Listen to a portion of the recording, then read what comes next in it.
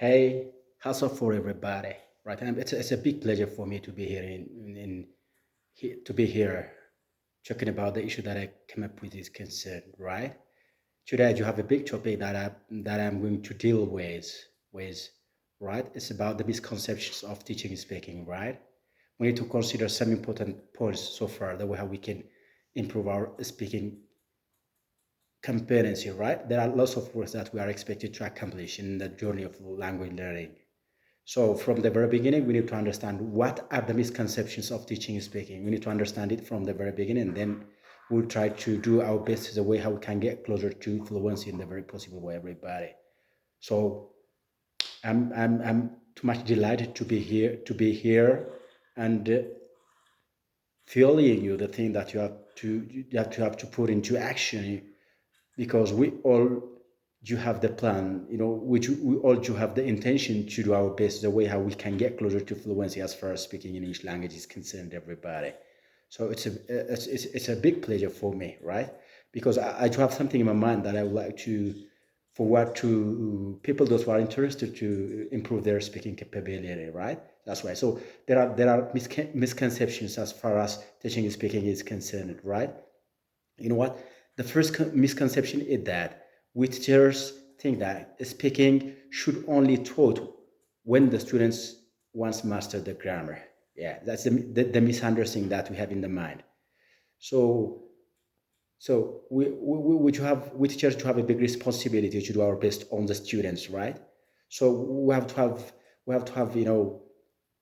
the understanding. We have to have the perception, the perception that speaking is not a matter of grammar. By the way, it doesn't matter if you are incorrect in grammar, because it doesn't matter if the students are not well at grammar. It doesn't matter if the students do not master the grammar at all, right? Because speaking is not all about grammar. It doesn't matter if you are incorrect in grammar while we are on the way of, learning speaking, right? It doesn't matter. So that's a misunderstanding that we all teachers do have in our mind, right? So we have to mitigate. We have to have the kind of perception that speaking is not a matter of grammar. It doesn't matter if students are not good at grammar, because fluency by itself doesn't bother about the complete correctness of grammar so far, right? It doesn't matter if we are making some minor errors while we are just on the way of rehearsing the language, while we are just on the way of improving our speaking. So it doesn't matter if students do not master the grammar, right? So this is one misconception that we all teachers to have in the mind, right? So this is one. And the other one is we think that reading aloud is the best, the effective way of teaching and speaking, right? That's a kind of misunderstanding. That's a kind of misconception, by the way, because reading aloud doesn't help learners to be good at effective to learn speaking in an effective way, right? It doesn't benefit, right? It doesn't have its own benefit to improve our speaking competency, right?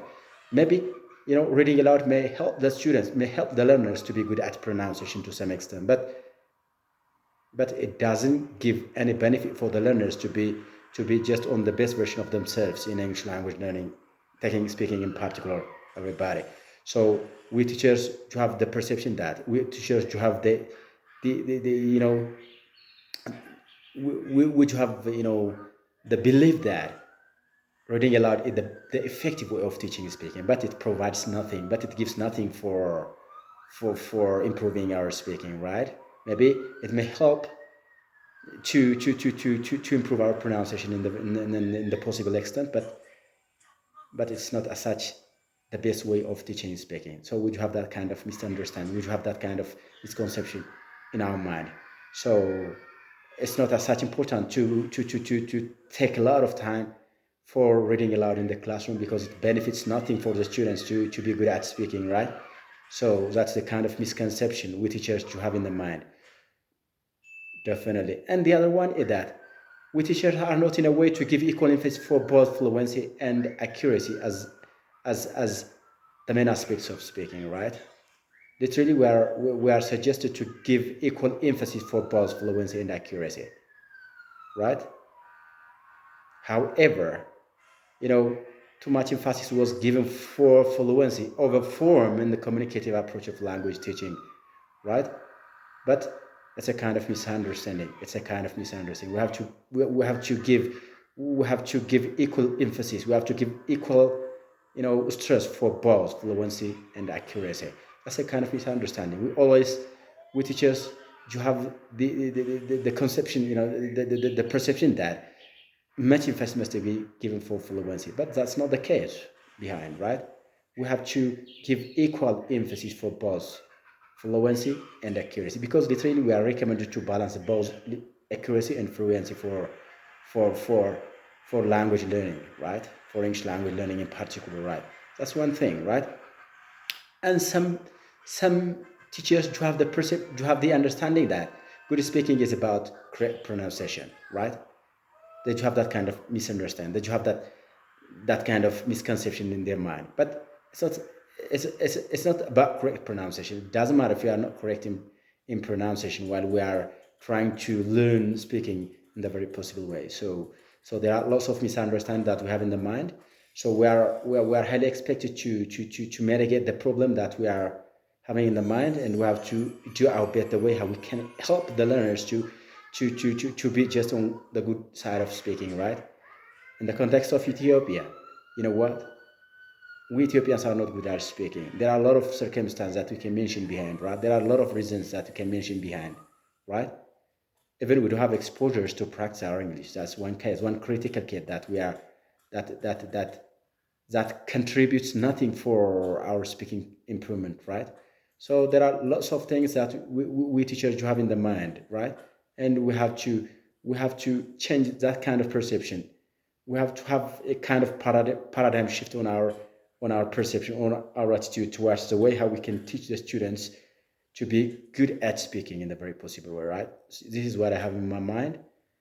And next time I will have, a good topic that I may come up with, and we'll talk about it, and we will deal with about it, and we try to come up into the consensus so far, right? Thank you very much indeed.